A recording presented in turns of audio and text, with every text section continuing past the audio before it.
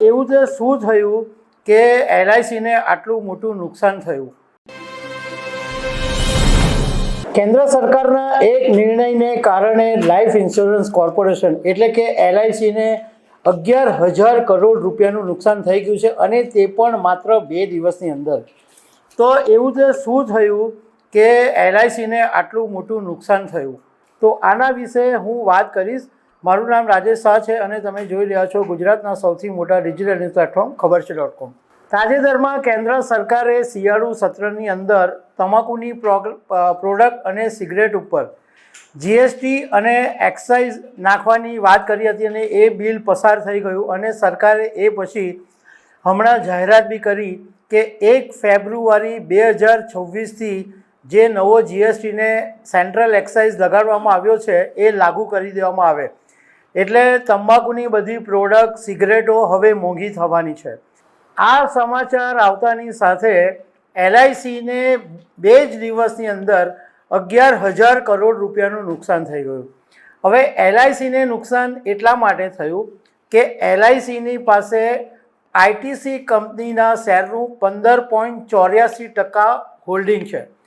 હવે આ સમાચારને કારણે આમ તો તમાકુ બનાવતી ઘણી બધી કંપનીઓના શેરોના ભાવ તૂટ્યા, પરંતુ આઈટીસીના શેરની ભાવની અંદર મોટું ગાબડું પડ્યું.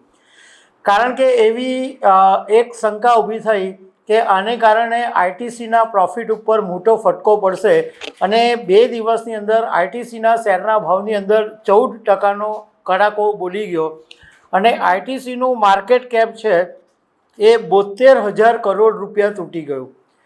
એટલે આને કારણે એલઆઈસીને 11,000 કરોડનું નુકસાન થયું.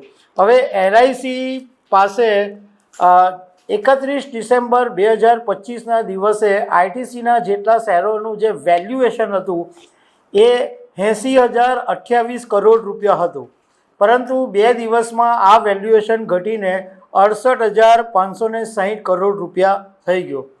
જોકે એટલું કહી શકાય કે આઈટીસીને આ જે નુકસાન થયું છે એ કાગળ પર થયું છે, કારણ કે આઈટીસીએ શેરો વેચી નથી દીધા, પરંતુ આઈટીસીનો શેર તૂટ્યો અને એની પાસે જે હોલ્ડિંગ, જે વેલ્યુએશન છે એમાં ઘટાડો થયો. એ દૃષ્ટિએ જોઈએ તો એલઆઈસીને 11,000 કરોડનું નુકસાન થયું છે.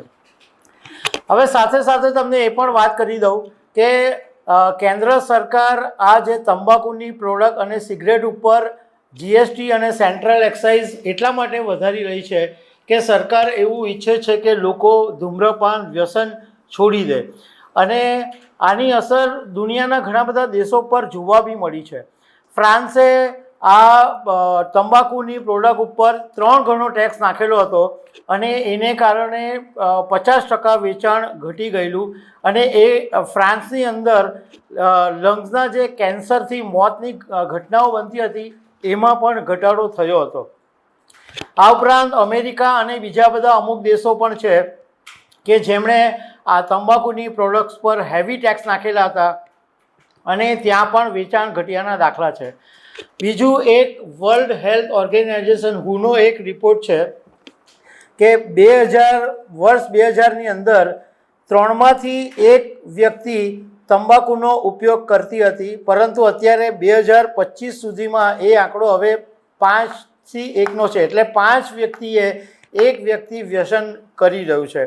તો સરકારનો આશય સારો છે કે ભાવ જો એકદમ ઊંચા વધારી નાખે તો ઘણા બધા લોકો છે એમનું વ્યસન ધીમે ધીમે છૂટી જાય. તો દર્શક મિત્રો, આવી અનેક વાતો સાથે અમે તમને મળતા રહીશું. Thank you very much.